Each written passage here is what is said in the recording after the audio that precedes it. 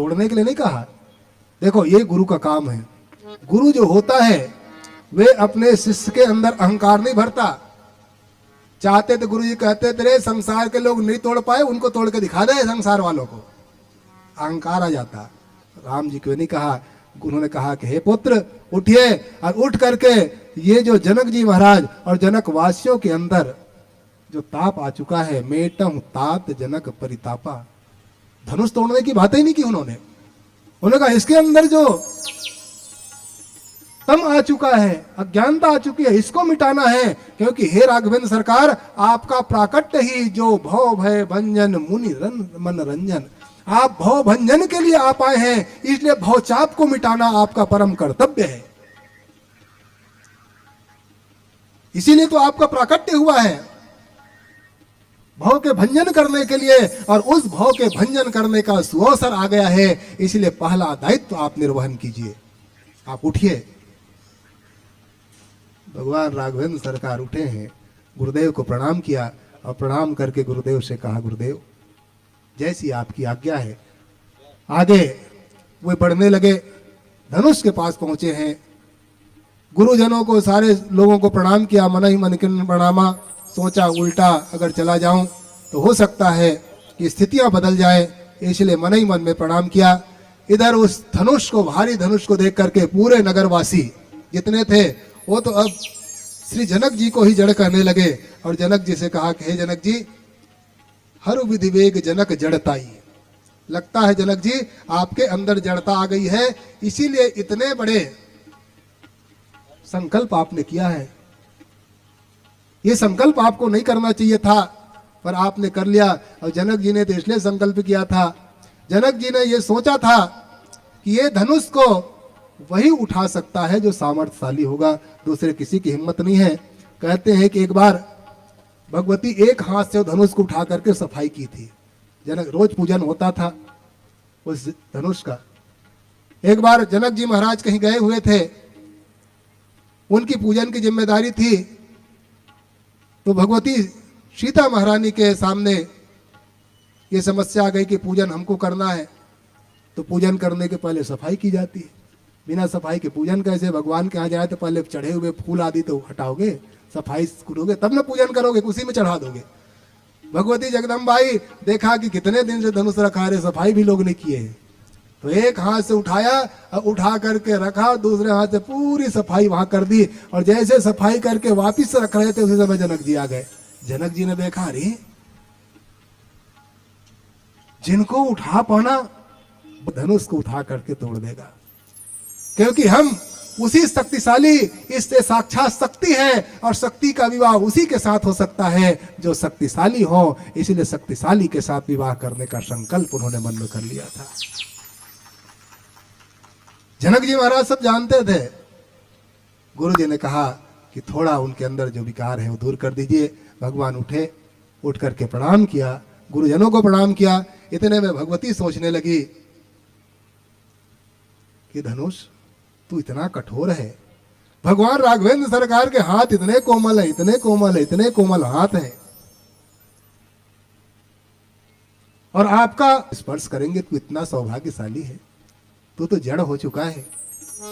अब उस जड़ता को दूर करने के लिए भगवान आ रहे हैं, और तू वजन हो चुका है। ऐसा मत रहना कि भगवान का स्पर्श हो और तुम्हारे अंदर जड़ता बनी ही रह जाए। भगवती जगदम्बा को दया लग गई, और भगवती जगदम्बा ने कहा कि हे धनुष महाराज, आपकी जड़ता समाप्त हो जाए, ऐसी मैं प्रार्थना करती हूँ। भगवान का स्पर्श हो और आपकी वजनता हो जाए, जड़ता हो जाए, मैं कैसे देख सकती हूँ? इतने दिन जिनको मैंने सेवा की है, उनका कल्याण ना हो भगवान के हाथ का स्पर्श करते हो, तो ये तो बहुत अनर्थ हो जाएगा, क्योंकि भगवान के हाथ बहुत कोमल है जी, बहुत कोमल भगवान के हाथ। जब सीता जी का जब विवाह होकर जब गया था ना, तो उनकी माता ने एक पत्र लिखा था कौशल्या के लिए, और कौशल्या ने को पत्र लिखा था और ये बताया था कि सीता जी इतनी कोमल हैं, इतनी कोमल हैं, इतनी कोमल हैं कि पृथ्वी में पैर रखाते ही पैर फट जाते हैं, अगर हवा में ओंठ पड़ जाए तो ओंठ से खून की धारा निकलने लगती है। इतनी कोमल सीता जी थी। अब वो सीता जी जब अयोध्या गई तो फूलों के गद्दे कौशल्या जी ने बिछवाए थे।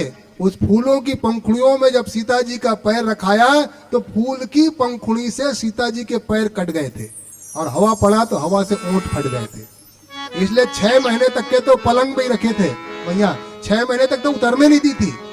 और वो जब सीता जी के चरण को जब दबाती थी तो सीता जी कहती थी कि प्रभु आपके पैर इतने कोमल हैं, इतने कोमल हैं, कहीं मेरे वज्र जैसे हाथ से आपको कष्ट ना हो।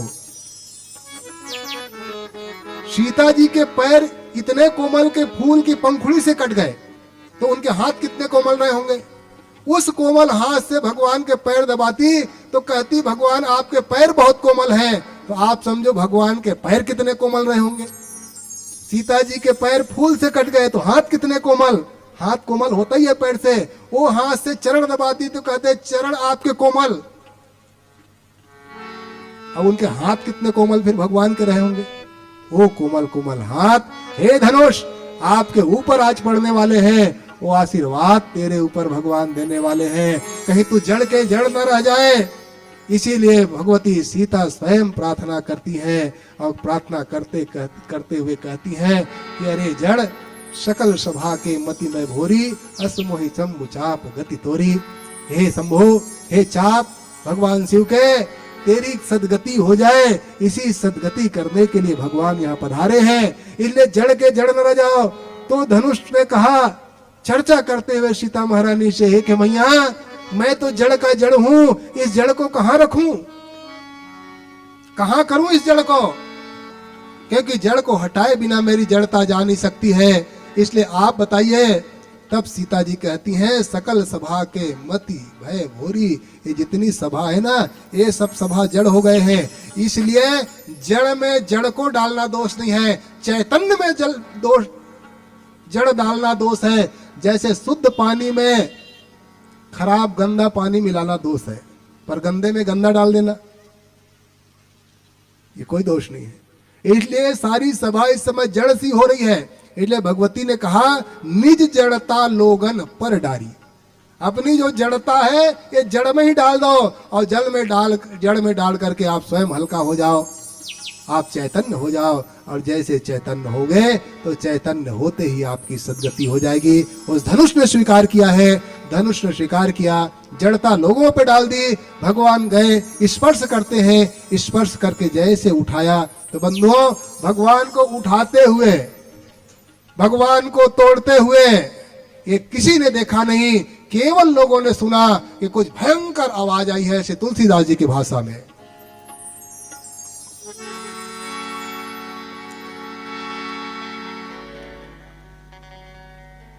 लेत चढ़ावत खैचत गाढ़े, लेत चढ़ावत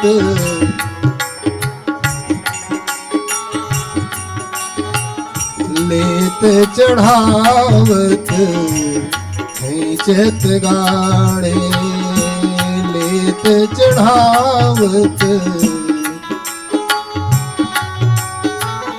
काहू न लखा,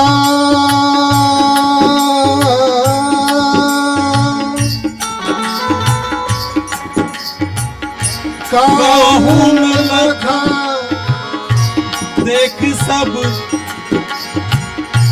भाड़े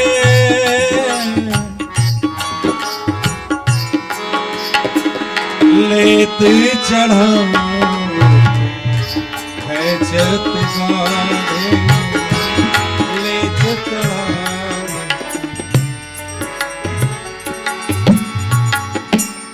यही सन राम मध्य धन तोरा, हरे भुवन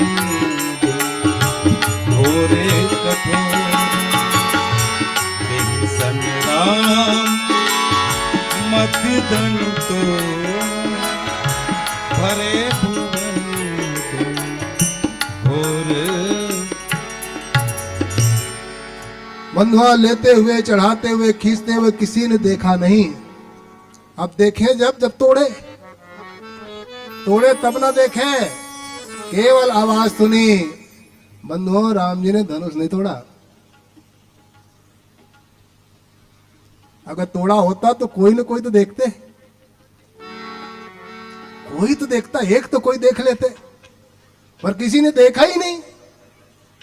अब देखे तब जब तोड़े, तो फिर धनुष किसने तोड़ा? किसी ने चढ़ाते हुए देखा नहीं, खींचते हुए देखा नहीं, केवल आवाज सुनी। तो धनुष फिर किसने तोड़ा? तो गुरु जी की जब आज्ञा हुई, तो गुरु जी की आज्ञा होते ही राम ने मन बनाया। अब हुई है सोई जो राम रची। राम जी की जब इच्छा हो गई, तो राम जी के इच्छा होते ही भोले बाबा ने सोचा कि भगवान को इतना कष्ट उठाना पड़ेगा मेरे धनुष के कारण। मेरे धनुष के कारण मेरा धनुष बाधा बन रहा है भक्ति और भक्त के मिलने में। भगवती भक्ति है, भगवान भगवंत है, भक्ति और भगवंत के मिलने में ये धनुष बाधा बन रहा है। भगवान तो उस बाधा को दूर करते हैं जो भक्ति के साथ, भक्त के साथ मिलने में जो बीच में आता है। भगवान शंकर ने सोचा मेरे प्रभु के बीच में मेरा धनुष बाधा बन रहा है, इस भक्ति को मिलने के लिए ये मैं कैसे सह सकता हूं। तो भगवान शंकर ने देखा कि राम जी की जब इच्छा हो गई कि उनके इच्छा के बिना कुछ होता नहीं है, तो भगवान शंकर ने शंकर धनु तोड़ा। शंकर जी ने ही धनुष तोड़ दी और तोड़ करके ऐसा चिपका के रखा, क्योंकि अगर दो टुकड़े हो जाता तो विवाह का शर्त था, विवाह बीच में आ रहा था। दो टुकड़ा इसलिए किया नहीं, इसीलिए कभी कभी देखेंगे कोई बड़ा पत्थर कोई उठाता है तो उठाते ही टूट जाता है। तो तुम्हारे उठाने से थोड़ी टूटता है, वो टूटा ही है, चटका हुआ है पहले से ही, वो क्रैक है वो। और जैसे आपने उठाया और टूट गया, और टूटते ही लगता है कि यार पत्थर टूट, पत्थर टूटा नहीं, टूटा ही हुआ है पहले से ही। हवा उसक जाती है तो लोग कहते गाड़ी पंचर हो गई। आज थोड़ी पंचर हुई, जब से कांटा लगा तब से पंचर हुआ है वो। अभी आके हवा उसका है, यहाँ बंद हुआ है।